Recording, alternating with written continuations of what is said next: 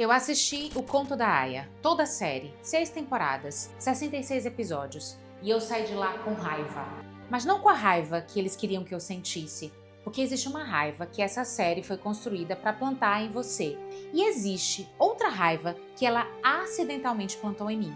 Hoje eu vou falar sobre as duas. Eu vou te contar o que é que está por trás dessa história, a autora, o contexto histórico, o movimento que ela queria destruir e o Cristo que ela nunca conheceu. Fica comigo até o final, porque o que eu tenho para te dizer não vai ser o que você espera. Antes de falar sobre a série, você precisa conhecer a mulher que escreveu o livro. Margaret Eleanor Atwood, canadense, nascida em 1939 em Ottawa. Ela cresceu no meio de uma floresta do norte do Canadá. O pai era entomologista, estudava insetos, e ela passou a infância longe das escolas, cercada de natureza e livros. Começou a escrever com 6 anos. Hoje tem mais de 50 livros publicados. Ganhou 2 prêmios Booker, o Arthur C. Clarke, o Franz Kafka, o PEN USA, e é considerada uma das maiores escritoras vivas. E ela se declara, e as palavras são dela, agnóstica estrita, não é ateia, não é indiferente.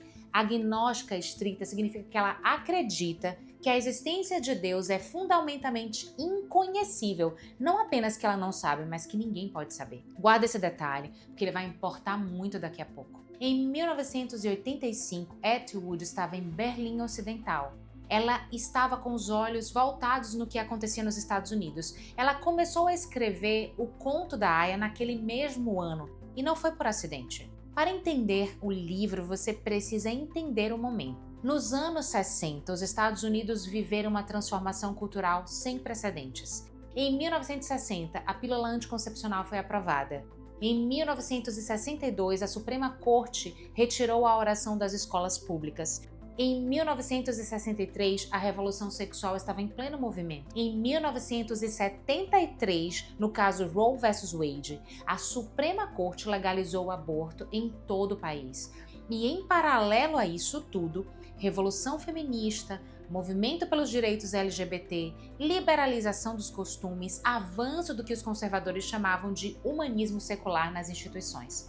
Para milhões de cristãos americanos, isso parecia o colapso moral de uma nação. E em 1979, um pastor batista de Lynchburg, na Virgínia, decidiu fazer alguma coisa. O nome dele era Jerry Falwell. Falwell fundou o movimento chamado Moral Majority, a maioria moral. Com mais de 4 milhões de membros e 2 milhões de doadores, ela se tornou um dos maiores grupos de lobby conservador da história americana. A pauta era clara: contra o aborto, contra os direitos LGBT, contra a pornografia, contra a retirada da oração nas escolas, a favor de uma política externa anticomunista, a favor de valores que eles chamavam de pró-família. E sabe o que aconteceu?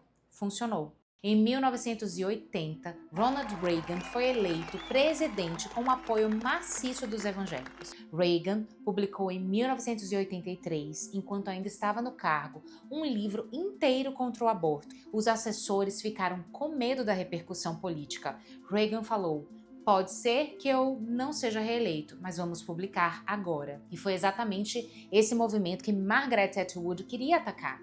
Ela não estava escrevendo sobre o cristianismo em geral. Ela tinha um alvo específico, pessoas de fé que decidiram entrar na arena pública, que usavam a tecnologia, rádio, TV, para alcançar milhões que queriam que seus valores bíblicos impactassem a cultura e as leis.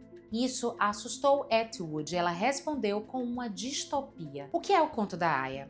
O livro foi publicado em 1985. A série de TV estreou em abril de 2017 na plataforma Hulu. E o timing não é inocente.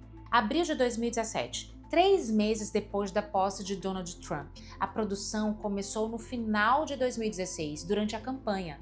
A série ganhou 8 Emmy Awards na primeira temporada e se tornou o símbolo cultural instantâneo.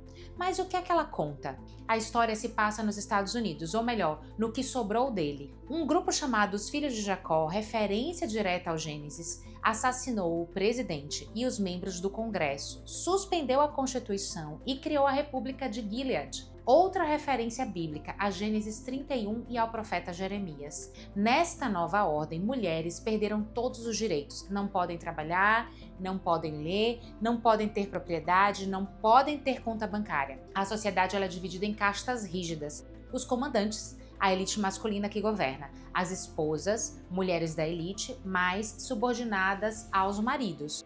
As martas, empregadas domésticas, geralmente estéreis.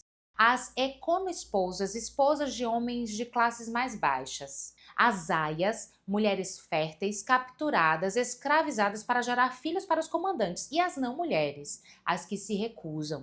Enviadas para as colônias, territórios radioativos onde trabalham até morrer. A personagem principal é June, chamada de Offred, Fred, de propriedade de Fred, porque as aias não têm nome próprio, elas são de quem as possui. Todo mês, num ritual chamado a cerimônia, justificado com versículos bíblicos, o comandante enquanto ela deita entre as pernas da esposa. As referências que Atwood usa são o relato de Jacó e as servas em Gênesis 30, mas ela distorce completamente o texto. O relato bíblico não é um manual de escravidão sexual.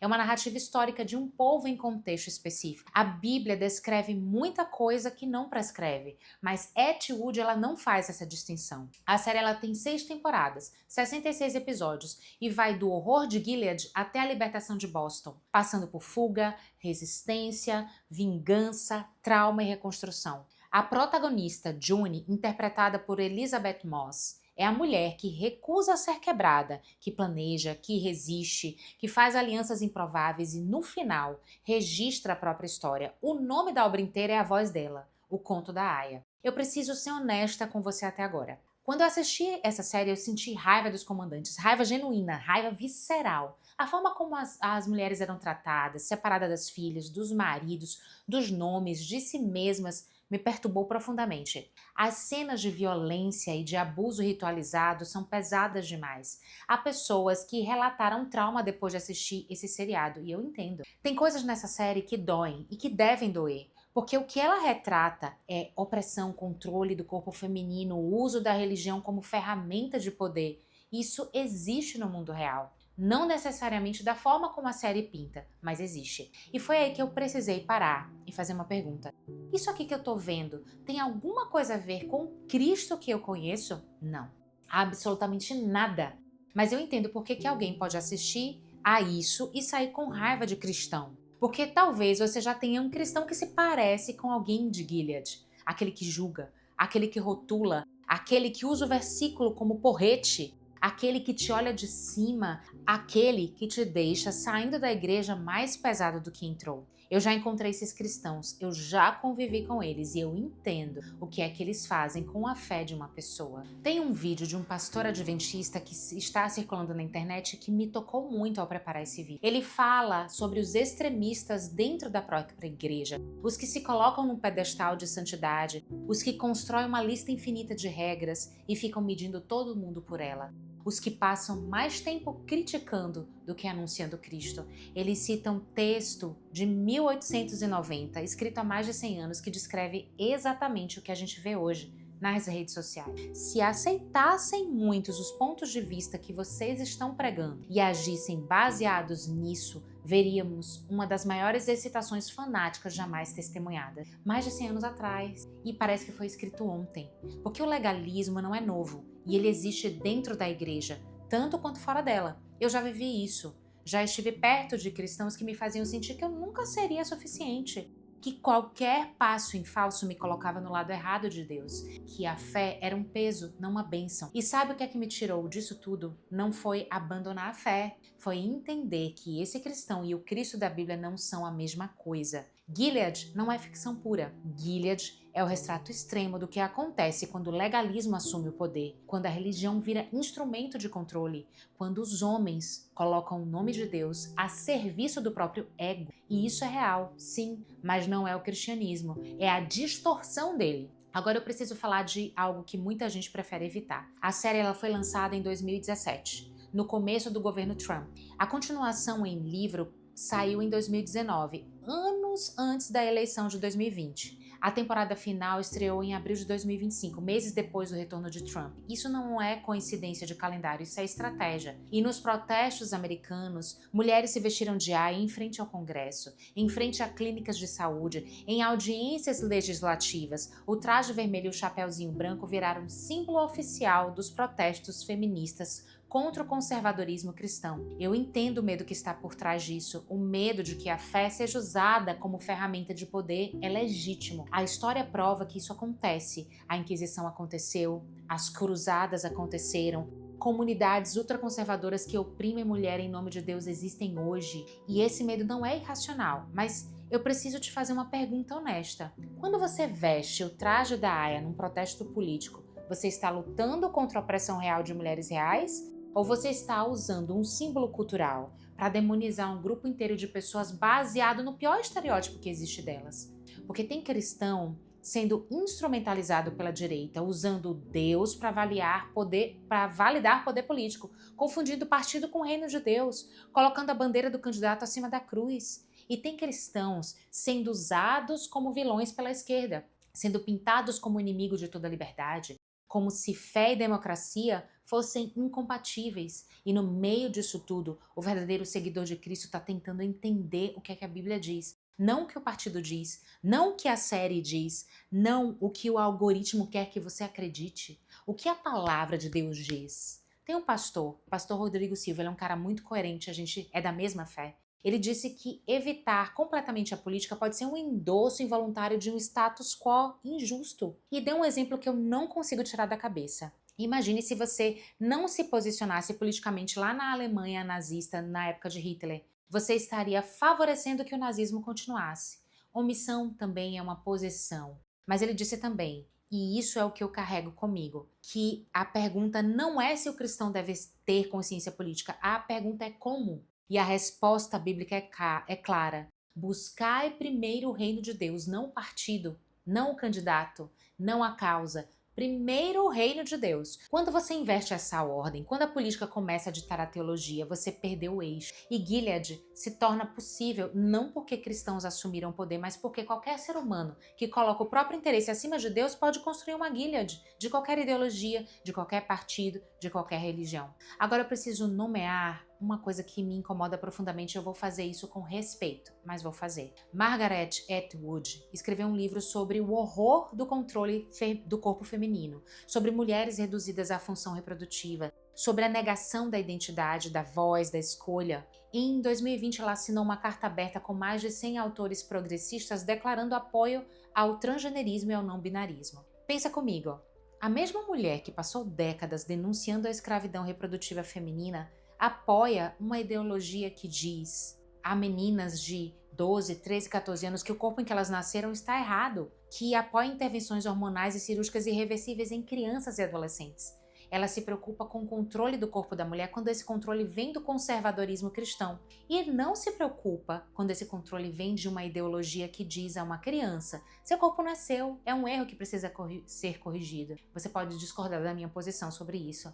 Esse não é o ponto central do vídeo. Mas você não pode dizer que isso não é uma contradição. E eu digo isso não para atacar Atwood como pessoa, mas para que você entenda. Nenhum ser humano tem autoridade moral absoluta sobre o que é opressão e o que é liberdade. Inclusive ela, inclusive eu. A única régua que não muda e a que eu conheço é o que está na palavra de Deus. E agora chegou no ponto mais importante de tudo que eu tenho para te dizer nesse vídeo. O Cristo que eu conheço. Não o Cristo de Gilead, não o Cristo dos comandantes, não o Cristo que usa versículo como justificativa de poder. O Cristo da Bíblia. Deixa eu te contar quem ele é. Tem uma cena do Evangelho de João 8 que eu não consigo ler sem sentir o peso e a ternura ao mesmo tempo. Os fariseus, os legalistas do tempo de Jesus, arrastam uma mulher que foi pega em adultério, jogam ela no chão, na frente de Jesus, no meio da multidão e dizem assim: a lei de Moisés ordena apedrejar. E você o que é que diz? É uma armadilha para Jesus. Se Jesus salva ela, viola a lei. Se condena ela, perde o título de misericordioso. E sabe o que é que Jesus faz? Ele se abaixa no chão, escreve com o dedo na areia. E ninguém sabe o que é que ele escreveu. Aí ele levanta a cabeça e diz: aquele que estiver sem pecado, atire a primeira pedra. E abaixa de novo. E um por um, os acusadores foram embora. dos mais velhos aos mais jovens, até que Jesus levanta novamente e pergunta para a mulher: onde é que estão os que te acusaram? Ninguém te condenou?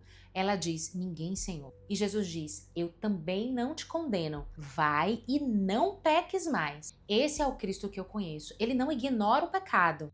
Ele não diz que tudo bem fazer qualquer coisa. O não peques mais é real. Mas ele também não condena antes de acolher. Ele não humilha para salvar. Ele não usa o versículo como pedra. E tem mais. Jesus tocou no leproso quando ninguém mais tocava nele, quando a lei religiosa proibiu o contato, quando a sociedade o havia descartado. Jesus conversou com a samaritana no poço, uma mulher de etnia diferente, de religião diferente, 5 casamentos na vida, quando nenhum judeu respeitado falaria com ela.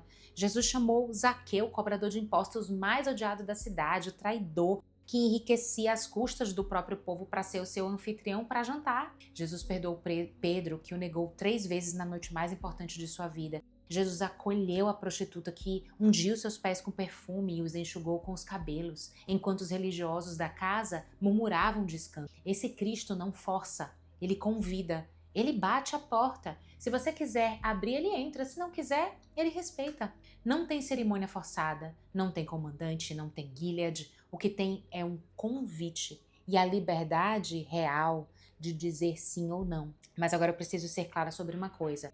Liberdade em Cristo não é libertinagem. Essas duas palavras têm sílabas em comum e significados opostos. Libertinagem é a ausência de qualquer limite. É a ilusão de que fazer o que você quer, quando quer, do jeito que você quer, é sinônimo de ser livre. E a cultura de hoje vende isso como liberdade. A série vende isso como o oposto de Gilead. Mas a ausência de limites não é liberdade. É caos com outro nome. A liberdade em Cristo é diferente. É a liberdade do filho pródigo, que voltou para casa não porque ele foi obrigado, mas porque ele entendeu onde estava a vida de verdade. É a liberdade de não ser escravo do que você mais deseja. É a liberdade de saber que você é amado. Não pelo que você faz, não pelo que você produz, não pela sua fertilidade, não pela sua utilidade ou sua obediência, mas simplesmente por existir. Deus ama o pecador, mas ele detesta o pecado. Não porque o pecado é uma lista de regras que ele inventou para te incomodar, mas porque o pecado destrói você,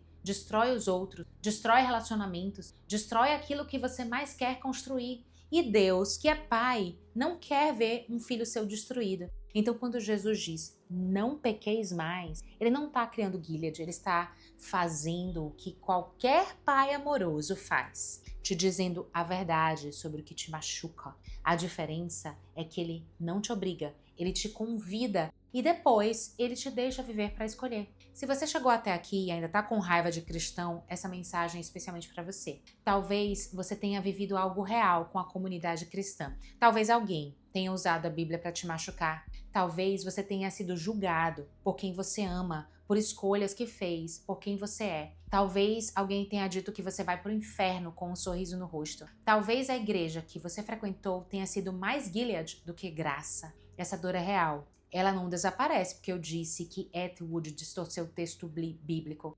Mas eu preciso te dizer uma coisa, com todo cuidado e com todo respeito. O cristão que te fez isso não é o Cristo que eu conheço. E o Cristo que te apresentaram até agora, seja na igreja, seja pela série, seja pela internet, pode não ser o Cristo que de fato existe. Eu tenho 100% de certeza, não como discurso, não como argumento de debate, mas como experiência de vida, que o dia em que você encontrar o Cristo real, sem o filtro do legalismo, sem o peso do julgamento, sem a armadura de quem já foi machucado, vai ser a melhor experiência que você já teve. E se você já conheceu esse Cristo e se afastou por causa de uma Gilead que alguém construiu para você, o perdão por isso vai te libertar mais do que qualquer manifesto. Liberar o perdão para quem te machucou, para quem te fez sentir que a fé era uma prisão, isso é libertação de verdade. Não o traje vermelho num protesto. Então é isso que eu tinha para te dizer. O Conto da Aia é uma obra literária e audiovisual bem construída. É ficção especulativa baseada em medos reais sobre o que o poder faz com a fé. Mas ela não é um documentário sobre o cristianismo. Ela é a resposta de uma mulher agnóstica a um movimento político cristão que ela queria ver silenciado. E ela foi reusada, temporada após temporada, para manter viva uma narrativa a de que cristãos são inimigos da liberdade. Nós não somos. O Cristo que eu sirvo é a maior expressão de liberdade que o mundo já viu. Não a liberdade de fazer qualquer coisa, a liberdade de ser amado como você é e ser convidado a ser mais do que isso. Se você ainda não conheceu esse Cristo, eu te convido. Não a uma religião, não a um partido, não a uma lista de regras, a uma pessoa. Há um Cristo que bate a porta, que espera e que se você abrir não vai te forçar a nada. Esse é o Deus quem eu sirvo. E Gilead não tem nada a ver com ele. Até o próximo vídeo. Nos vemos por aí, em breve.